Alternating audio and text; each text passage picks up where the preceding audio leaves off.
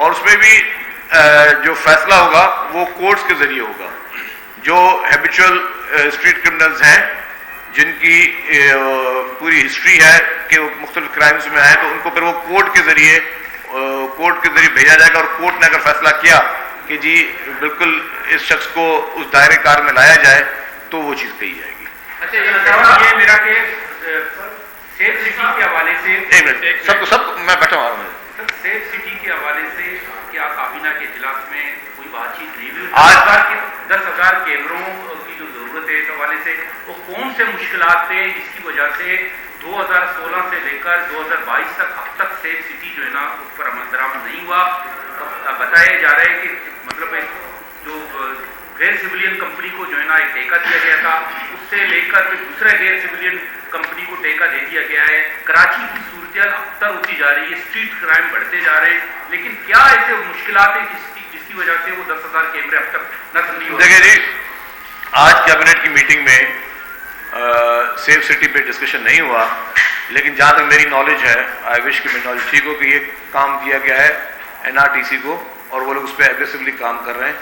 और मैं एग्जैक्टली आपको अभी डेट उसकी नहीं बता सकता क्योंकि आज वो एजेंडा आइटम नहीं था, तो कब उनकी डिलीवरी का उनका टाइम है, लेकिन मेरे ख्याल से कि ज़्यादा उस पर टाइम नहीं लगेगा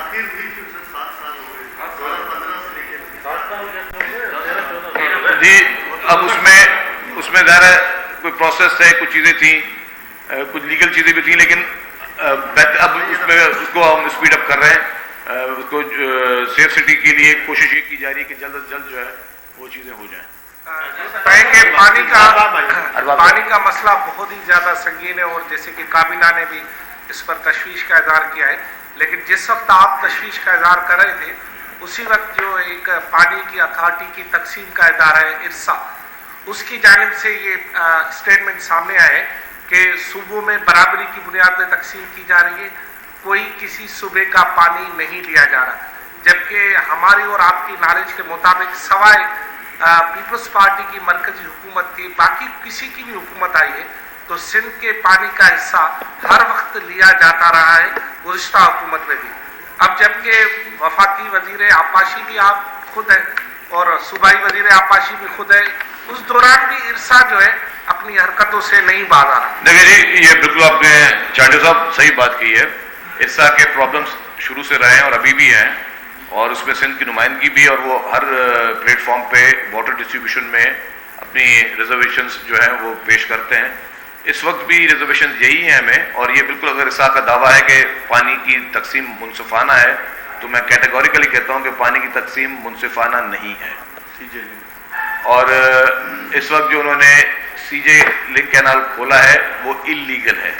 इस वाटर कंडीशन पे 91 के अकॉर्ड के जरिए हर हाल में उनको फॉलो करना चाहिए। हम कह रहे हैं कि अगर ऊपर से कटौती है, ऊपर से पानी की शॉर्टेज है, तो जिस तरह आपने पानी उसी रेशो के साथ आप सिंध का पानी भी कम करें और बाकी सूबों का पानी भी कम करें, लेकिन अनफॉर्चुनेटली कहना पड़ रहा है कि उसको फॉलो नहीं किया जा रहा, which is the cause of this problem.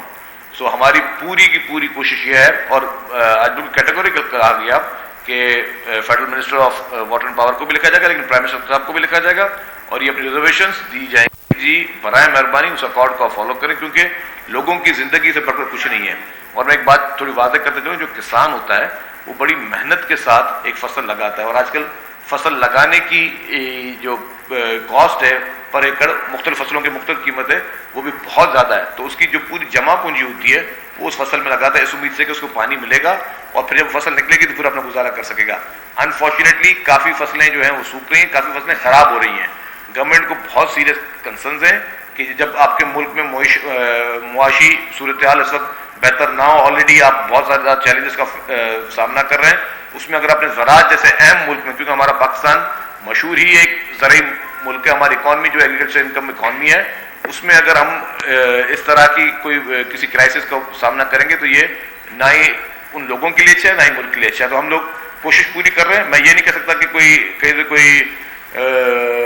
कोई जानबूझ के कर रहा है, लेकिन ये बात बिल्कुल वाज़ेह है कि उस वाटर अकॉर्ड की जिस तरह फॉलो किया जाए उस तरह नहीं हो रहा, और उसमें जो भी फिर पीछे इन्वॉल्व है, जो ज़बरदस्ती जो CJ कैनाल खुलवा रहा है, जिसका भी जो भी है, तो उन सबको मेरे ख्याल से ये चीज़ सोचनी पड़ेगी कि हर हाल में वाटर अकॉर्ड को फॉलो करें, ताकि इस तरह की खुदा ना खास्ता कोई एहसास से महरूमी ना हो और उन लोगों को नुकसान ना हो जिन लोगों का जायज़ हक है। और मैंने कहा एक तो एग्रीकल्चर का हो गया, जो इंपॉर्टेंट है पीने का पानी। अगर आप वहाँ से पीने का पानी लोगों को नहीं देंगे, और देहात में इस वक्त जो है वो हीट वेव भी चल रही है, गर्मी है, आपको शहर में भी आज गर्मी लग रही है और बाहर देहात में तो और टेम्परेचर हाई है, तो उसमें तो ये लोगों के लिए क्राइसिस का सामना हो सकता है। इसीलिए हमने बहुत सख्ती से कैबिनेट में ज्यादा फोकस ही इस इरिगेशन के वाटर पे किया।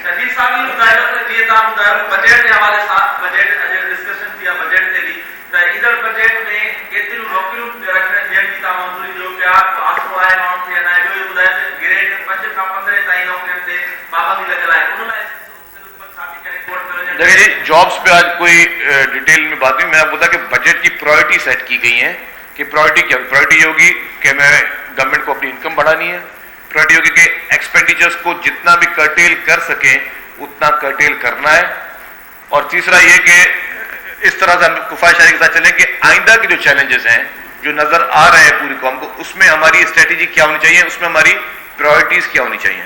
आसिफ साहब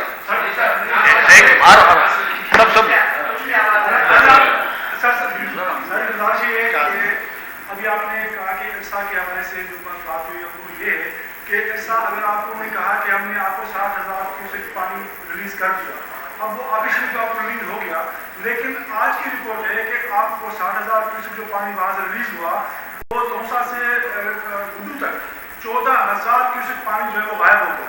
अब ये जो आपको ऑफिशियली तो हम आपको पानी जो है वो दे रहे हैं, लेकिन पानी जो बीच में इतनी बड़ी तादाद में चोरी हो रहा है, गवर्नमेंट क्या है, और आपने बाकी हुकूमत को खत तो लिखा है, सीसीआई के हवाले से आपका क्या है कि आप वहाँ देखिए जी ये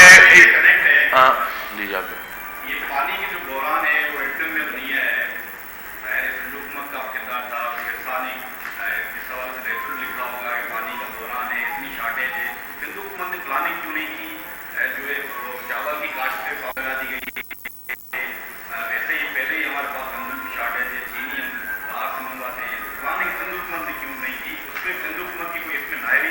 देखिए जी, आपने खुद अपने सवाल का जवाब भी दे दिया।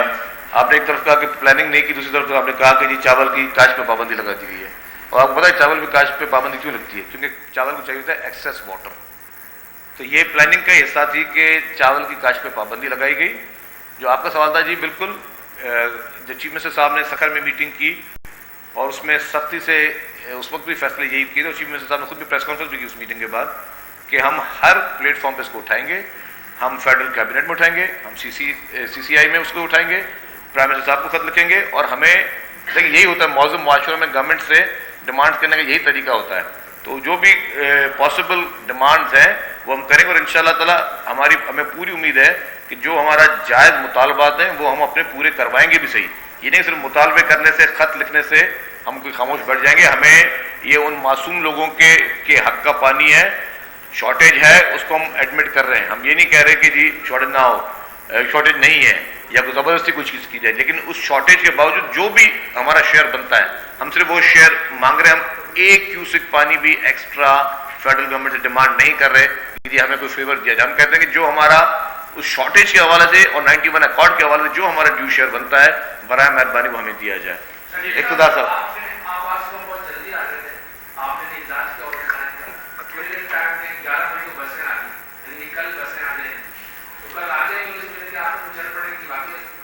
देखिए जी, ये आपने मेरे मतलब का सवाल किया। अच्छा, 11 मई को उन्होंने कहा कि जी यहाँ पे अराइवल हो जाएगा बसेस का, फिर 3-4 दिन लगते हैं उसको कस्टम से क्लियरेंस कराने के लिए पोर्ट से।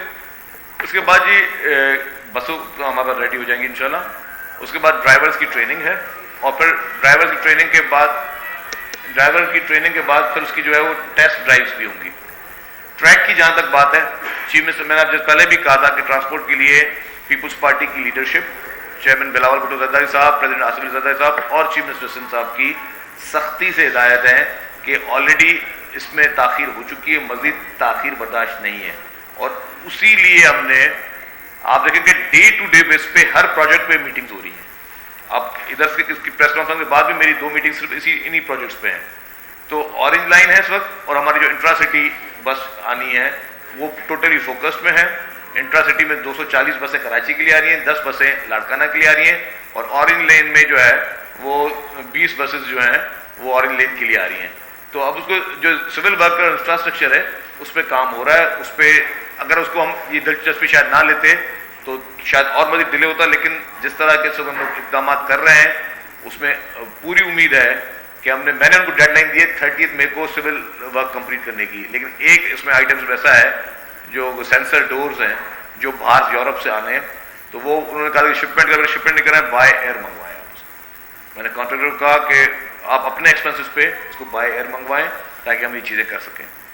जहाँ तक दूसरी बसों का भी आपने सवाल नहीं कि मैं डाल देता हूँ उसमें, इंट्रा सिटी के लिए भी पूरी चीज़ें तैयार हैं, दिन रात विजिट्स भी हो रहे हैं। इस वक्त भी जब हम बात कर रहे हैं तो सेक्रेटरी ट्रांसपोर्ट, MD जो है मास ट्रांजिट जो है, ये NRT वो भी NRTC को दी हुई हैं इंट्रा सिटी की बसेस, NRTC के साथ इस फील्ड में मौजूद हैं, लोकेशंस आइडेंटिफाई कर रहे हैं कहाँ पे फौरी तौर पर बस स्टॉप्स बनने हैं, और कहीं पे अगर कहीं सड़कें वहाँ की इस काबिल नहीं होंगी तो उनको रिपेयर के लिए भी चीफ मिनिस्टर साहब ने सख्ती से अहकाम दे दिए हैं KMC को और तमाम DMCs को कि सख्ती से जो है उन ट्रैक्स को इस तरह हो जाए कि ये बसों को कोई प्रॉब्लम ना हो। तो 2023 तक चल जाएंगे इंशाअल्लाह अजीज आपको मैं बड़ी बात नहीं कर रहा, लेकिन विद इन मतलब मैं फिर आप लोग मीडिया वाले पकड़ जल्दी लेते हो ना कि ये और फिर वो रन डाउन ऐसे कामों में तो रन डाउन चला। लेकिन मेरी कोशिश है, मैं आपको बड़ी बात नहीं कर, मैंने उनको तो 1 महीने का टाइम दिया था ऑरेंज लाइन के लिए, और ये भी उससे पहले हो जाएगी। मतलब डेट नहीं दे रहा, लेकिन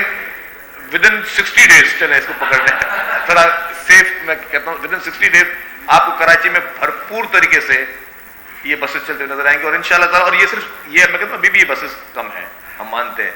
जो चीफ मिनिस्टर साहब ने हमें पॉलिसी दी है, जो चेयरमैन साहब ने हमें पॉलिसी दी है, जो लीडरशिप की पॉलिसी है, वो सख्ती से ये है कि कराची में अब मैं उनको तादाद दूंगा फिर आप लोग पकड़ लोगे, लेकिन हज़ारों की तादाद में बसें जो हैं वो इंशाअल्लाह अज़ीज़ कराची की शहरी को करेंगे। और फिर सिर्फ कराची के लिए नहीं, सिंध भर के लिए हमारा प्लान यही है कि अच्छी तादाद में लोगों को बेहतर ट्रांसपोर्ट दी जाए उनका, ताकि वो अपनी एक बेहतर तरीके से सफ़र कर सकें। ये ज़रूरत है सबके लिए, और ये गवर्नमेंट का फ़र्ज़ भी है। बाकर साहब, मेरा सवाल यह है कि इस वक्त सिंध में एक बड़ा संगीन मसला है, शहीद नाज़िम जो कि कत्ल हुआ, इसी तरह के दीगर वाक़यात हैं, तो उनको ज़बरदस्ती ताकत पर और पैसे के दबाव पर उनसे जो उनके खून माफ़ करा दिए जाते हैं। क्या सूबाई हुकूमत ने या काबीना ने इस मामले पर भी तशवीश का इजहार किया है कि हमारे पास विटनेस प्रोटेक्शन एक्ट मौजूद है, किसी का खून राय ना चला कि उसका खून जो है पैसों के एवज वो हो रहा है, तो इसका कोई तरीक़ेकार? देखिए जी, 2 चीज़ें आपने एक बात की, वकाल भाई आपकी बात बिल्कुल ठीक थी कि ये रिजर्वेशंस हैं कि जब इस तरह के कोई वाक़यात होते हैं या इस तरह के इंसिडेंट होते हैं, मर्डर्स होते हैं, लेकिन हमें साथ साथ जो उनके गरीब फैमिलीज़ हैं उनकी क्या राय है उसको मद्देनजर रखना है। जो कसास और दियत के कवानीन हमारे मुल्क में मौजूद हैं उसको भी हमने देखना है। तो ज़रा गवर्नमेंट की तरफ से ये आपको एश्योरेंस देते हैं, गवर्नमेंट की तरफ से किसी के लिए भी कोई प्रेशर नहीं क्रिएट होगा, गवर्नमेंट अपना इन्फ्लुएंस किसी के लिए भी गलत आदमी के लिए नहीं लगाएगी, लेकिन जो भी लॉज मौजूद हैं, चाहे वो CRPC के लॉज हों या हमारे इस्लामिक लॉज हों, हमें उन सबको साथ लेकर चलना होगा। बजट में आपने बात की कि डिस्कशन में जी सर, तो पिछले साल की बजट में जो आपने टारगेट रखे थे इस पर डिस्कस हुआ कि कितने % स्कीमें आपने मुकम्मल की, कितने पैसे बचे? हमारी इत्तला तो ये है कि आपके पास इतनी इस्तेदाद भी नहीं है कि आप जो पैसे रखते हैं वो खर्च कर पाए, तो ये क्या होगा? मतलब कई मनसूबे 25 साल से अब तक तामीर नहीं हो पाए, तो ये किसकी नायकी होगी? क्या होगा? पैसे रखे जाते हैं, बड़ी प्यारी बजट बनाई जाती है, तकरीर भी बड़ी अच्छी होती है, लेकिन होता कुछ नहीं। शुक्रिया मेरे भाई। असल में तनकीद बिल्कुल पब्लिक का भी हक है और मीडिया का भी हक है। बजट पे जो पूरे मुल्क का निज़ाम, सूबे का निज़ाम चल रहा है ना, लोगों को तनख्वाहें भी मिल रही हैं, लोग सब हॉस्पिटल्स भी आपकी चल रही हैं, स्कूल्स भी चल रहे हैं, असातिज़ा की भर्तियाँ भी आपके वो जो था IPA के ज़रिए हो रही हैं, तो कहीं ना कहीं सिस्टम चल रहा है मुल्क का ना। तो काम जो है ठीक है, तरक्याती कामों में कुछ डिलेज हुए, कहीं कहीं पे टेक्निकल डिलेज भी होते हैं, कहीं कहीं पे डिपार्टमेंट्स की आपस में मुझे मिसाल के तौर पर मैं बताऊं, रेड लाइन की मिसाल दूं से 1 सेकंड के, फिर मैं आपके सवाल पर जाता हूं। रेड लाइन का जो रोड है, अब उसमें यूटिलिटीज आ रही हैं कोई 8 एजेंसियों की, उसमें के इलेक्ट्रिक भी है, PTCL भी है, वाटर बोर्ड भी है, इस तरह और भी मुख्तलिफ डिपार्टमेंट किसी की का कोई वहाँ इंटरेस्ट है। तो जब हम रिमूव करने जाते हैं हम ये नहीं कर सकते कि हमने किसी कॉन्ट्रैक्टर को काम दे दिया, बोलो जी आप काम शुरू कर दो, तो बस उसे क्या करना, एक एक डिपार्टमेंट से NOC लेनी होती है उस कॉन्ट्रैक्टर ने। अब NOC के लिए वो मुख्तलिफ डिपार्टमेंट्स हैं। अब अनफॉर्चुनेटली पूरे मुल्क की मैं बात कर रहा हूँ, ये हमारे पास जो वर्किंग एनवायरनमेंट है वो कॉर्पोरेट वाला नहीं है, वो प्योरली एक ब्यूरोक्रेटिक माइंडसेट का, जिसकी वजह से डिलेज आते हैं काफ़ी प्रोजेक्ट्स में, और कहीं कहीं पे ऑब्जेक्शन भी आ जाते हैं, कहीं कहीं पे कोई और अच्छा कोर्ट स्टेज बड़े होते हैं। मैं आपको काफ़ी चीज़ों से बता दूं कि काफ़ी ऐसे प्रोजेक्ट्स हैं, लेट्स सपोज कि जी मुझे यहाँ काम करना है, एक ब्रिज भी एक मशहूर थी हैदराबाद में, उसका भी बड़ा इशू यही था, पड़ोसियों ने जी कोर्ट स्टे ले लिया कि ये ब्रिज बनेगी तो मेरी जो है प्राइवेसी घर की जो है वो खराब हो जाएगी। वो 2-3 साल सिर्फ वो कोर्ट मैटर चलता रहा। जब वो कोर्ट मैटर खत्म हुआ तो जो कॉन्ट्रैक्टर था उसने कहा जी 3 साल डिले हो गया था, मेरी प्राइस एनहांस होगी क्योंकि चीजें महंगी हो गई हैं। तो ये टेक्निकल इश्यूज हैं अनफॉर्चुनेटली, मतलब मैं इसको एडमिट कर रहा हूँ, ये नहीं बोल रहा कि हम लोग किसी आइडियल सिचुएशन में रह रहे हैं, बट ये these are the technical issues. जहां तक आपका सवाल था कि बजट पे बिल्कुल जो हमारी सैलरीज कंपोनेंट है, आपको अंदाजा कि हम लोग महीने पे सेंट्रल गवर्नमेंट कितनी सैलरी पे करती होंगी महीने पे? आप सब माशाल्लाह असेंबली को भी कवर करते हैं, 60 अरब रुपया एवरेज में बता रहा हूं कि हर माह सिर्फ सैलरी के कंपोनेंट में जाते हैं। 60 बिलियन रुपीस। हम बजट बात हमें लोग फिर ताने भी देते हैं, बातें भी करते हैं कि यार देखें कि इतना सारे बजट कहाँ गया और इधर उधर चला गया। 60 अरब रुपया सिर्फ सैलरीज के आपके हैं, सैलरीज पेंशन शामिल है, तो साल का हो गया 720 अरब रुपए।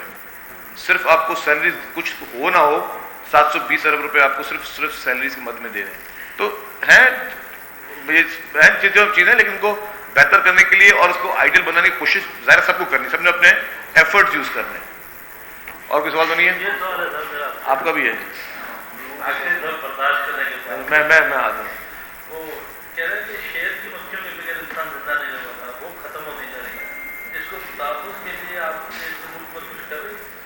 जी हर चीज पे जो है सिंध हुकूमत की कोशिश है कि जितनी भी चीजें हों उनको फोकस किया जाए, और ये नेचुरल एक गनीमत है, उस गनीमत को हम बिल्कुल उसको प्रोटेक्ट करेंगे।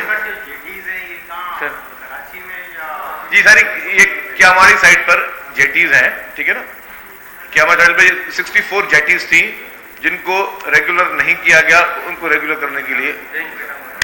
और कोई सवाल बयान? सबको सवाल में जवाब मिल गए।